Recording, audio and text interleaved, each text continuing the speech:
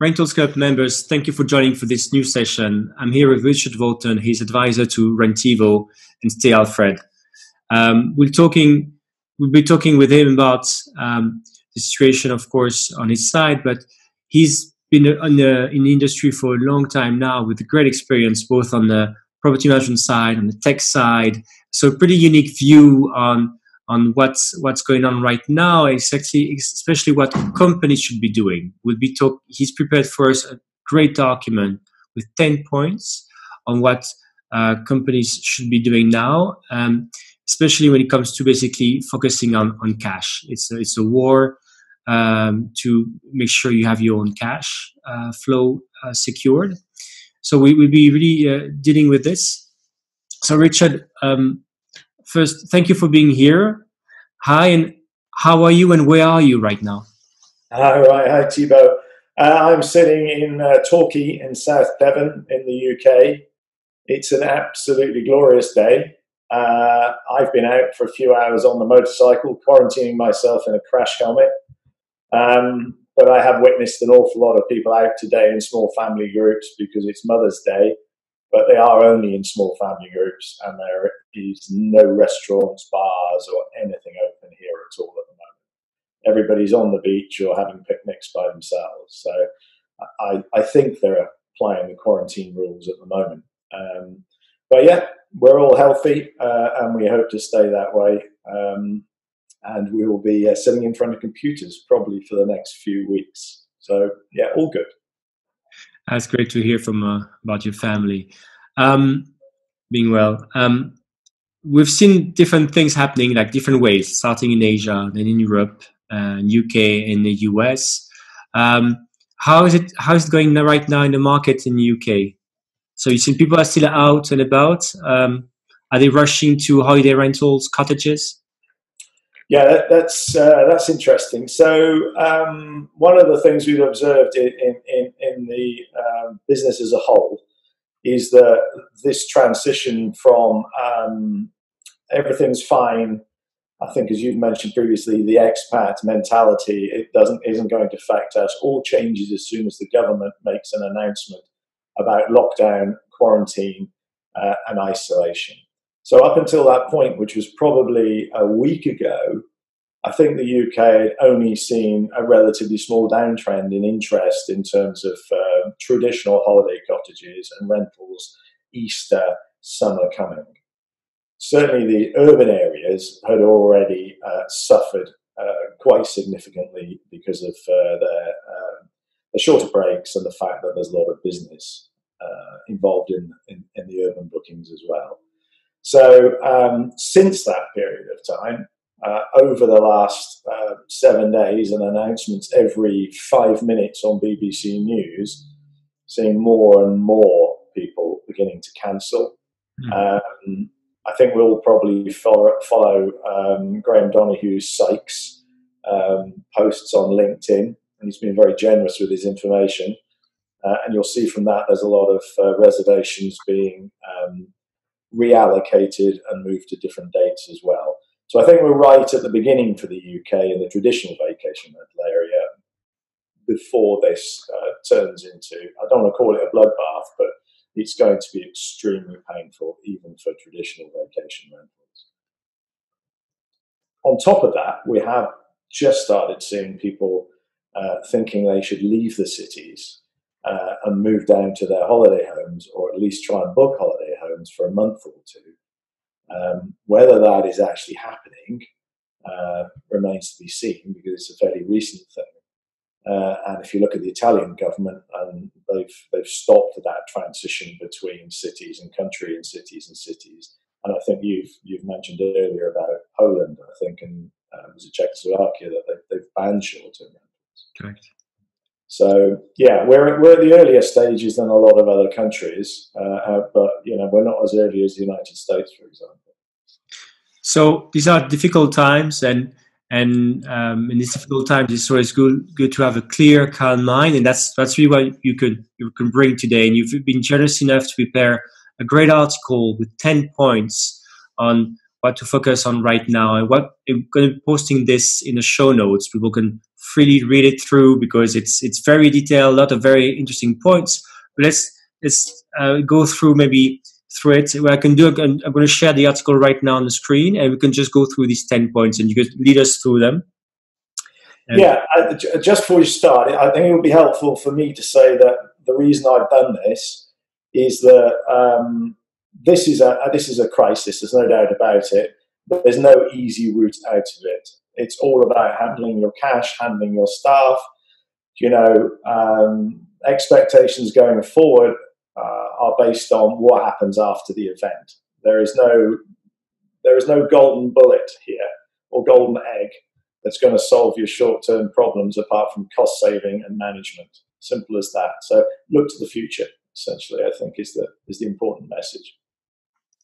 And the how-to, some of the how-tos basically also in the document. So let's try and see that together. Can you see the screen? I can, yes. Yes. Right. So it's very small. Let me zoom in.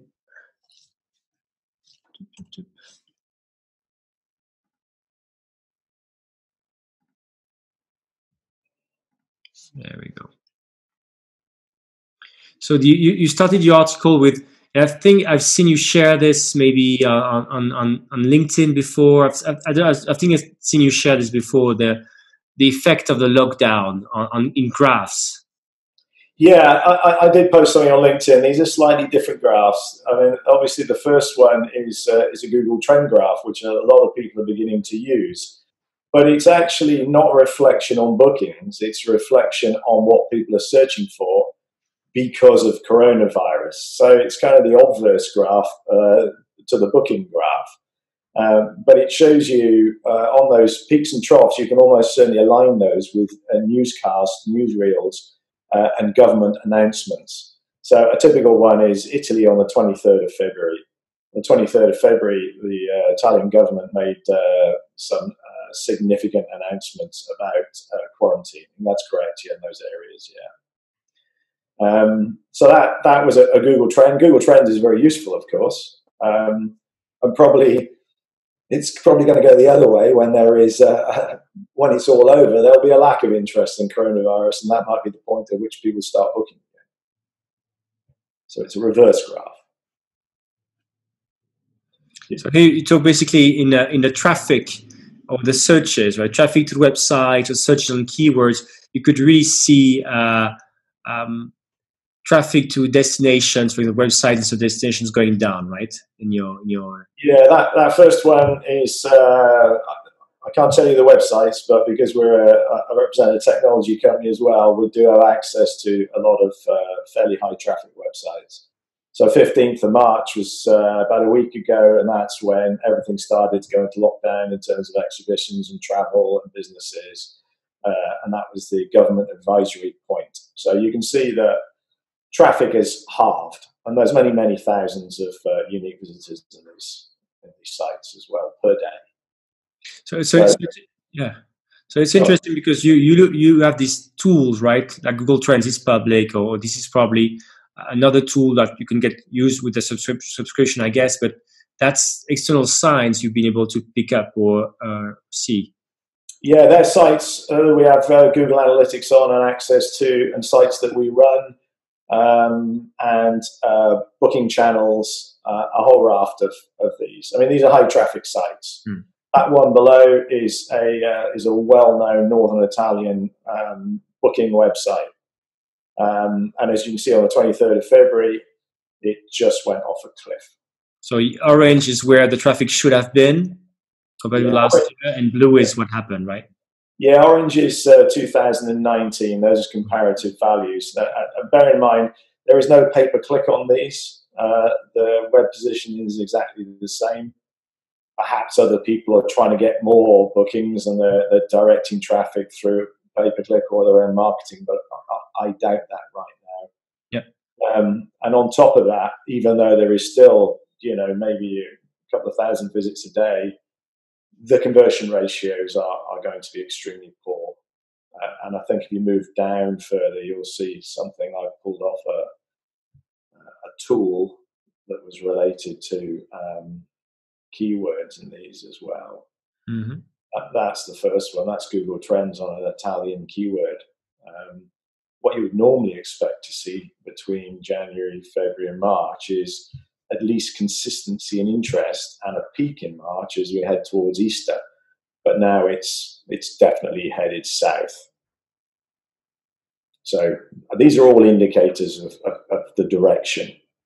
And fantastic graph as well. So things were going down, as you said, for traffic to destination websites or interest to keyword searches, but some traffic went up on some websites.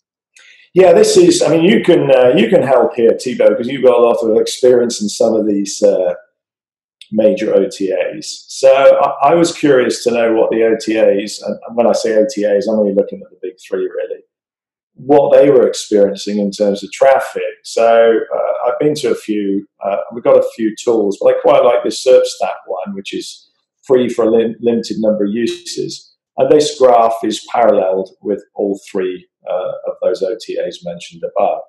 And it would appear that the traffic has gone up and up and up. And is that because people are going onto the site because they are trying to make cancellations, they want to rebook, which I imagine is the case rather than anything else. I can't imagine they're on there trying to make new bookings.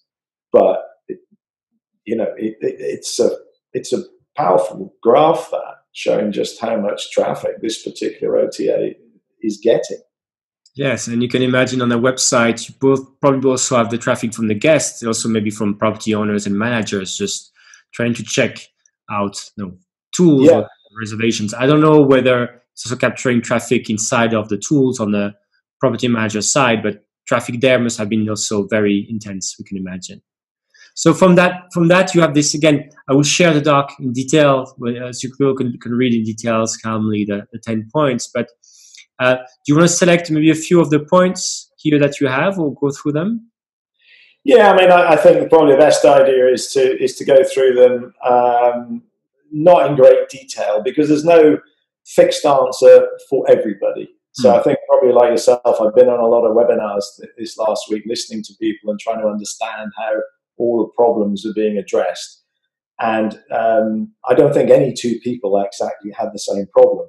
So everybody's going to have to take these points and build them into their own strategy going forward. So yeah, I mean, you can pick them one by one. It'll only take a few minutes. So I will just read the title of each and let me know if you have thoughts. So the first one is closer inspection of guests' terms and conditions, plus the online travel agencies, the OTAs, and how they are applied.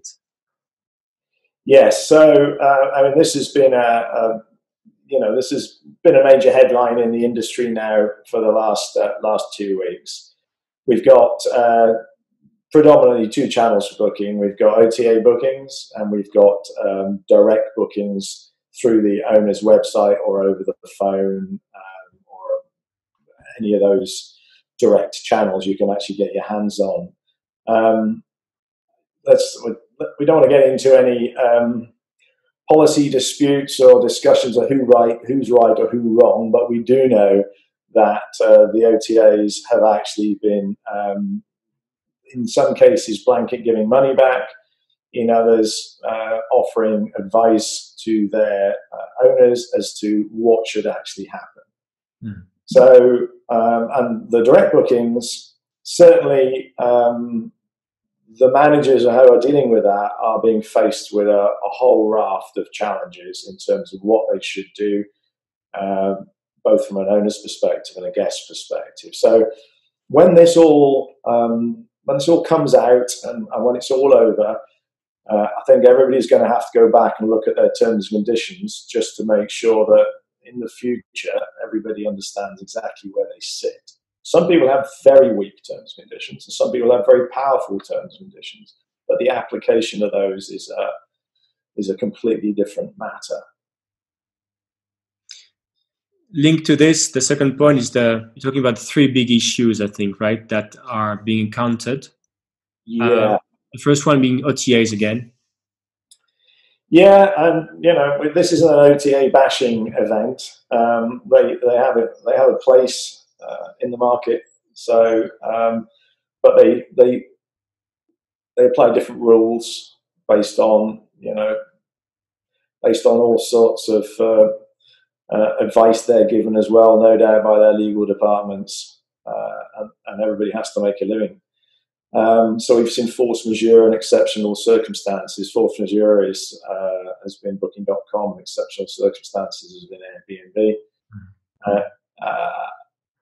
For various reasons, I've kind of been studying force majeure, and I'm certainly not a lawyer, and I still really don't understand how it applies, and it definitely applies differently in different parts of the world. So it's a very grey area, and I think when this is all over, there will be fallout attached to this as well in terms of what force majeure actually means. Attached to that are government decrees. How do the government decrees applied to force majeure, for example? There are lots of different situations, and there's all sorts of different priorities involved with this. So, and there's no defining link between any of these things at the moment. So, after breakout, there's going to be a year of discussion related to this, and hopefully there will be definitive answers in each of the countries. So in the future, everybody understands exactly where they sit.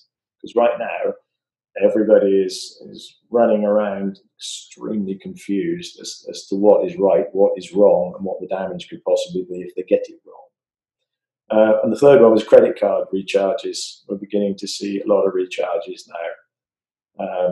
And that's predominantly, I guess, because the owners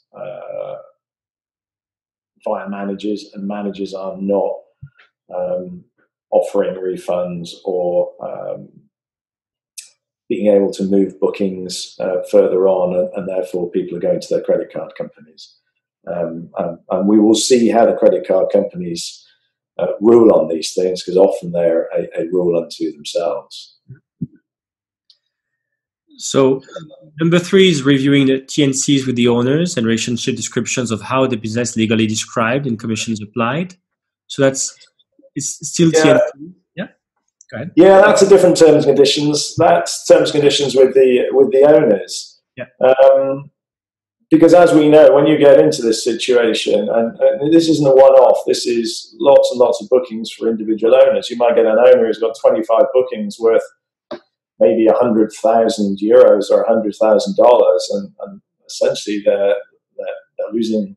They see themselves as losing that money, and they might insist on application of no refunds, for example. And then there is the situation where an owner will allow refunds, for example.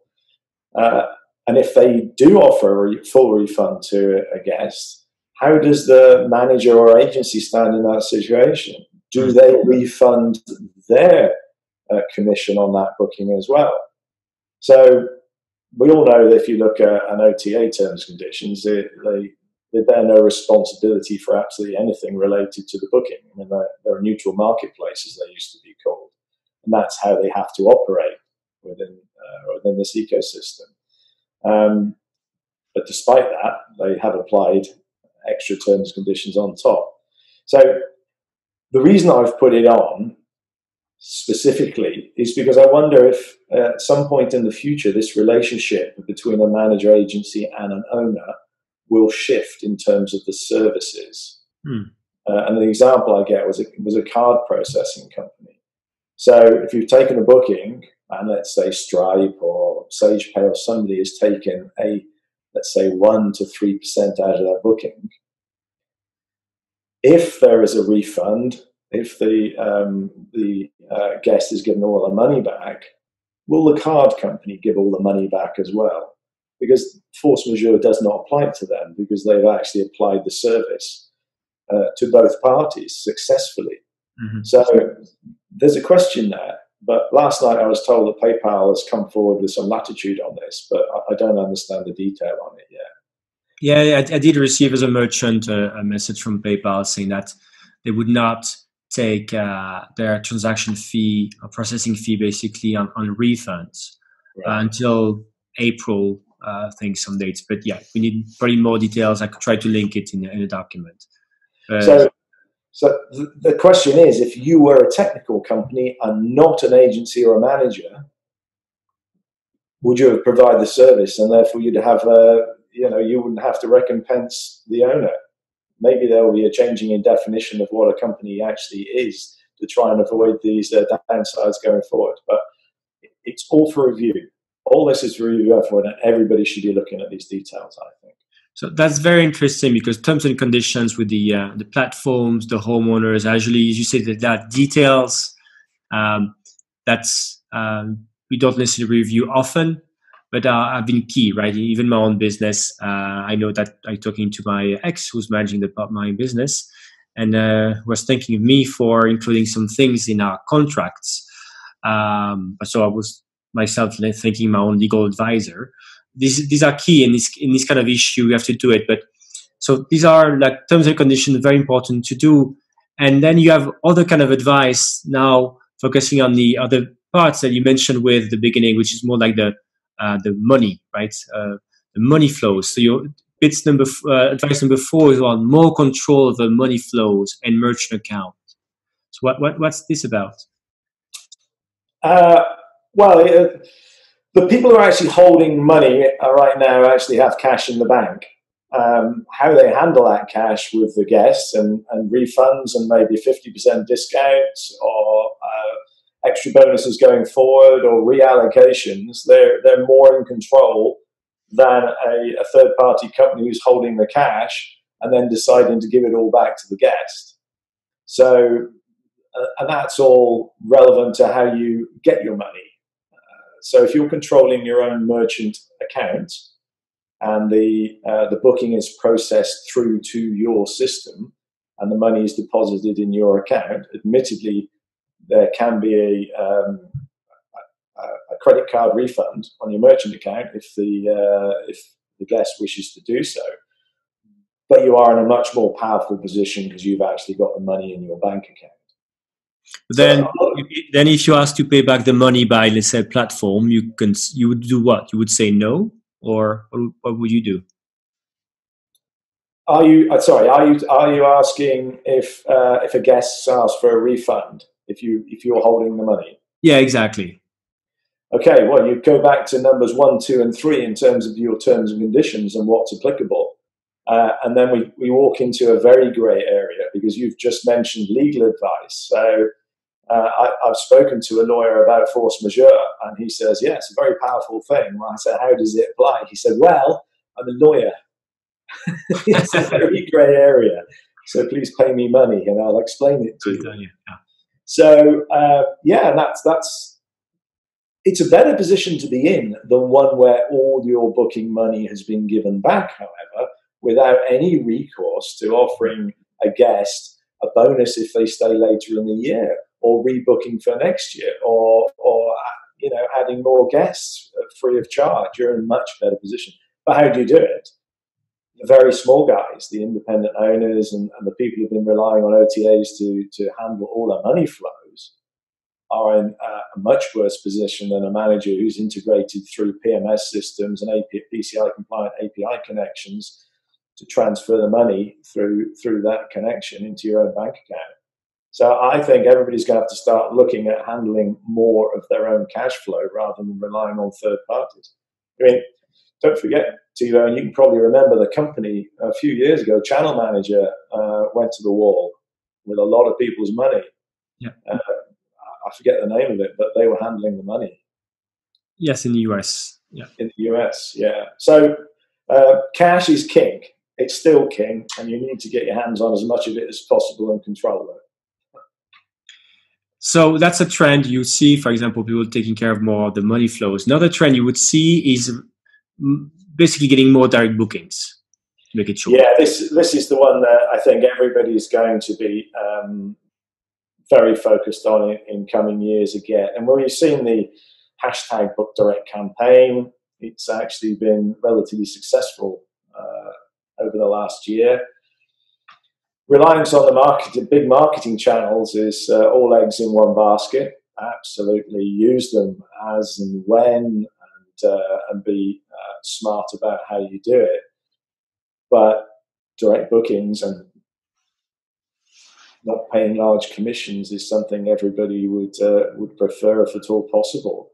So there's only certain ways of doing this, and it's very hard miles. I don't want anybody out there to think that this can be done overnight. Everybody I speak to, and anybody who's done it successfully, has taken anywhere between 6 months and 2 years to actually make a significant difference. Wow. And you have to start somewhere, however. So this might be a really, really good time to start thinking about what you're going to do and how you're going to apply all the various rules to do it. And I would like to say investment, but I'm sure there's not a great deal of money out there, which is why I said teach yourself a new skill set, which is B. Yeah. You know, everybody can learn a new skill set. You can save yourself money, and you can add benefits to your business. So that's the big point. So it's book direct, and again, you have people go through the article. There's a lot of advice as well, not just advice, which I find interesting. Is actually questions you should be asking yourself, which is actually usually better than advice, right? What's your own situation? What do you want to do, and what does it mean, for example, in terms of technology, right? Yeah, I mean, as you can imagine, I'm a big advocate of technology, and it is actually central to the whole business environment now, and it's something everybody needs to focus on. It doesn't matter which bit of it is; you really need to focus on it. And attached to technology is business intelligence. So you'll have spoken to Pierre, about transparent and dynamic pricing and business intelligence attached to pricing. So all these things are going to be very important and much needed. Next point is working. So there's the actions to get more. So there's working, for example, with a local DMO. It's another point you have. Yeah. So all this, let's say, destination or all for number 6 or number 7 is destination or all local approaches. So that's as you see basically what it means. You see more drive to destination being the big thing next. Yeah, I think over the last 2 years we've seen a lot of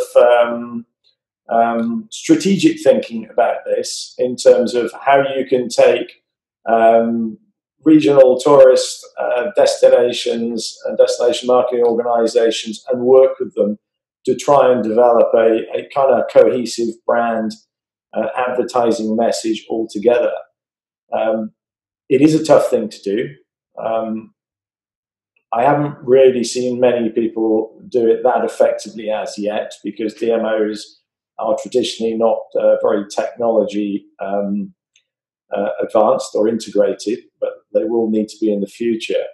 But they are just as afraid of what's happening now as everybody else. So if you have organizations or you have contact with the DMOs, I think it makes a great deal of sense for everybody to sit in the same room, 6 feet apart, of course, and no more than 4 at a time, but to actually have a conversation and say, what are you guys doing?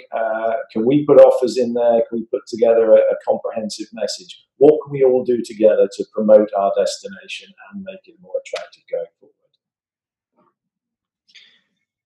So going local, working local, and finding strength in numbers is a key.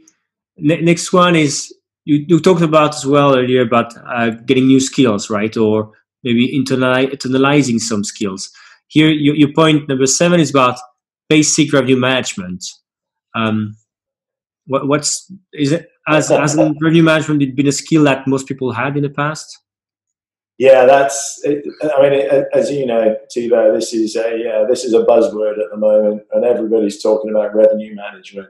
Yeah. So most people will consider revenue management to be all about pricing, dynamic pricing, and getting it right at the right time. And there's quite a big description of this going down. there's two sides to this. There's the urban market, and then there's the traditional vacation rental market. So the urban market is kind of gravitating to hotel status and real-time dynamic pricing, yield management, and everything else is probably more important than almost anything else in that environment. But the traditional vacation rentals, the data is still not as accurate as it should be in terms of the pricing. And there's a whole bunch of different rules that apply to a local vacation rental company and apply to an urban apartment, for example. You've got owners involved, you've got seasonal problems, you've got management problems at a distance, etc., etc. And then there's all those minutiae that people don't really look at possibly as closely as they should have done going forward. So revenue management is, as described there, the right product to the right client at the right moment at the right price. And I've taken a few of those things down below and taken out some of the right words. I mean, the right product, for example. You know, you're not going to sell a romantic retreat to 22 people, for example. I mean, that's a group location in a large property. So you have to get your demographics right. If you get your demographics right, you'll get the right people in, and you can adjust everything accordingly to those. The right moment. I mean, this is the big point. When is the right moment, for example? When are you going to get all the correct messaging, your segmented demographics, your email campaigns, your social media, everything else that you're preparing for this breakout? When is the moment you're going to hit these people with it? You could be one of a billion emails. So you have to be careful about how you're going to do it. Even the hour and the day make a difference, as I said. So a quick word here. What do you call the breakout here? Is it like, or when do you see the breakout will happen? You're asking me what date? It's going to be different for everybody, isn't it? So already China is seeing a reduction in the number of cases. So, you know, their breakout is going to come much faster than the Italian breakout, for example. And that's why I said, if you can maybe involve yourself with the local DMOs who can actually show you what the demand is on their websites, for example, in terms of accommodation, and at what point it begins to rise. You have to look at the news channels. You have to understand, when is the next Premier football match about to start? Because if there's a Premier football match about to happen, you know that everything is almost back to normal. So there has to be some prediction. We can all make predictions and we could be wildly wrong. But currently, you know, the government here, I think, is saying something like lockdown for 12 weeks at the moment, which will take us very close to summer. So you've got to, in the UK, you've probably got 12 weeks to get everything right, which normally you'd only have like 12 minutes in this industry. So cash-wise, it hurts, but planning-wise, it's a great thing to do. Distribution channels, that's a toughie. That's a real toughie. And the reason I say it's a toughie is because the big companies have also suffered seriously in this period as well. And they will be trying to make up ground. There will be a massive investment in terms of dominance of organic search, pay-per-click, and everything else going forward. And when you say big companies, you mean the travel platforms or the big property management companies? Anyone who's got a war chest of money or has shareholders, I suspect. So you're looking at the hotels. You know, Expedia will almost certainly spend a substantial amount of marketing money, increase their spend in all these areas, because they're going to want to pick up the bookings when they come through. So everybody's going to have to use these channels, but they're going to have to use them wisely. And if you go back to your revenue management, make sure your photographs are the best photographs, make sure they're in the right order, make sure your descriptions, make sure your offers, make sure your communication with your guests, you know, make sure everything in there actually plays to your strengths and your guest demographics. Just refine everything. That's revenue management as well as yield management pricing. And staycations, let's face it, staycations probably have to be the thing, because people would be terrified of going on airlines and crossing borders. Yeah. So then the advice is also to expand, I guess, on other channels we just talked about, maybe channels where you can get local bookings, but also you say on the advice, like reviewing your past marketing and strategy and successes, things that worked out. It's something we chatted a bit before preparing this call. Is actually, as you said, you actually have some time now. We can be very busy, but maybe in the coming days you may have some time to revisit some things and improve. So, and you say marketing strategies is one of the things you should be reviewing. Yeah, I mean, I'm pretty sure everybody in the past has had some form of marketing activity, be it a small advert in a local magazine, or be it an email campaign to a particular segment of their audience.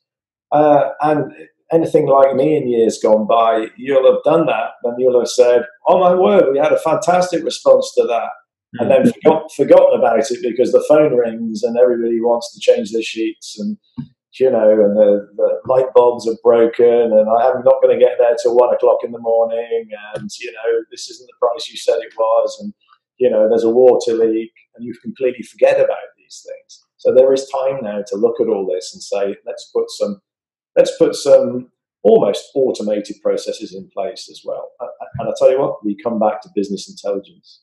There's not enough business intelligence in this industry, and there's going to have to be a lot more if they need to succeed. Number 9 is a message more about social media. Interesting, social media. What do you think can do that? Well, personally, it's not my favorite, but and that's probably because I don't understand it as much as I should do. And there are experts in social media who can help you through this, and I can give you some names of people who are very successful at it. But one thing that really did occur to me is that social media is not, and we all know it's not for selling, it's for influencing. But in this period of kind of, and I've called it a wartime spirit, even I can see right now people are talking to each other. I've had phone calls from people I haven't spoken to for years asking me how I am, which is just kind of warming in actual fact. And I'm getting social media messages, and I'm engaging with them. I'm not trying to sell them anything. They're not trying to sell me anything. But if you can create this empathy, and you don't want to sell to your friends, but if you can create an empathy within your Facebook group, your social group, when the time comes, those people take a holiday, they're going to come to you because you've actually understood it and you're empathetic with them. So, use that in the nicest possible way, but it can pay dividends later on, I feel, if you get it right. Yeah, exactly. Showing that you care is the thing to do, I think, anyway, and people do remember it kind of things. So it does make sense. Last point, which is one, I like to keep it for the last. Cancellation terms. Insurance, travel insurance, cancellation terms. Obviously, we talked a lot about the cash crunch right now, and one of the issues of cash crunch is that no new bookings are coming. We have to refund money, so there's a lot of terms here. So, what's your take on that?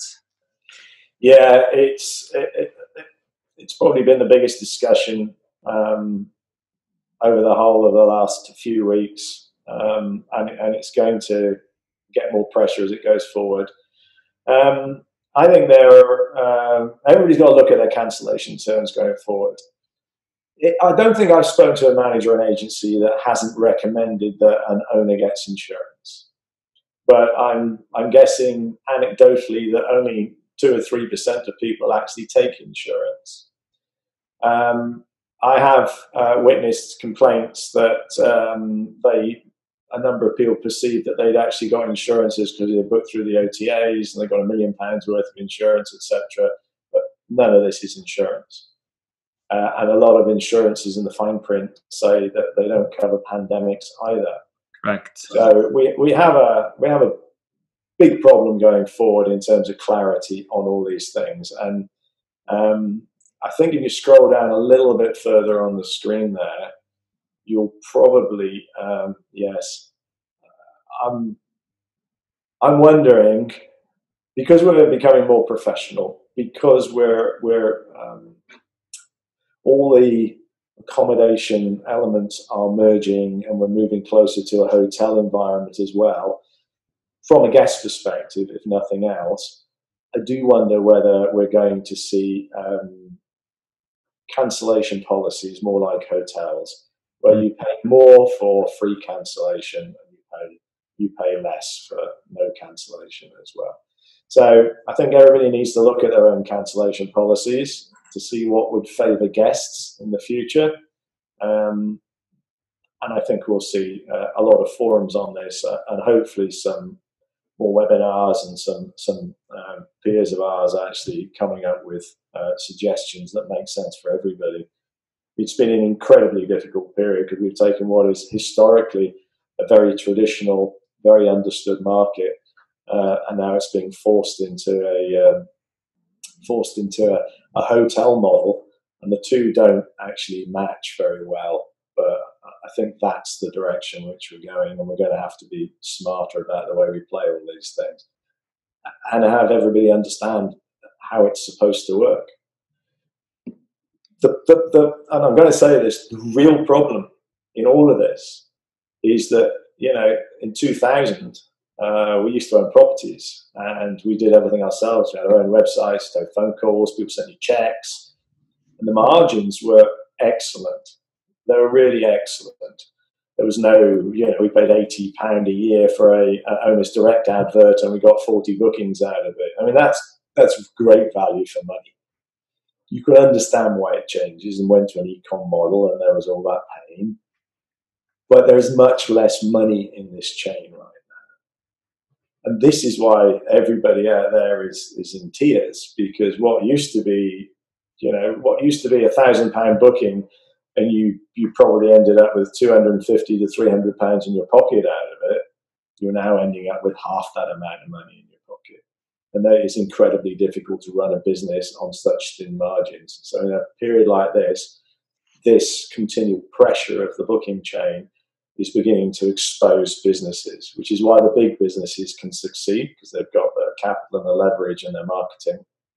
And the small businesses are beginning to sell and beginning to crumble. And I really worry right now that we are going to see an absolute bloodbath of small businesses. I hope not, but I do think we're going to see a lot of problems going over the next 3 months. Sorry, doom and gloom, but yes, doom and gloom. On one hand, but again, you're providing these 10 points, which are actually actions people can take, right, and focusing on profitability and cash, and also taking the time, as you said, right now to maybe revisit terms and conditions, models, technology, subscriptions to tech solutions, for example. So a point that you had was sort of very interesting, that revenue management is not just dynamic pricing, it's more than that. And linking, for example, that point to the last point you had about cancellation policy, right? For example, thinking, well, I can have a special price for early bird, okay, but why don't I have a special price, maybe something more expensive for people who choose to have easy cancellations, right? So these kind of trade-offs are kind of things to, you have these 10 points where things can be combined, I guess, as well, right? Can combine, mix and match a few of these things. Yeah, no, I completely agree. I mean, there is so much in there. You can have an expert.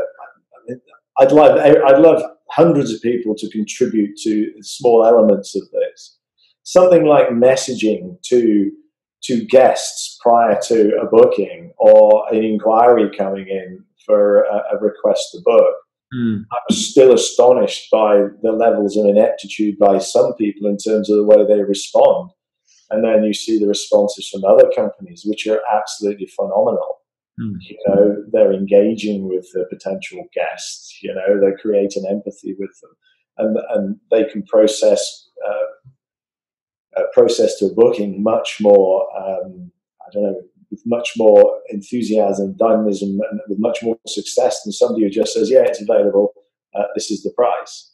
You know, there's so much in here that you've got time to get it right now and make a great business rather than one where you're running from pillar to post. And if you can automate part of that as well, then fantastic. But yeah, it's a tall order.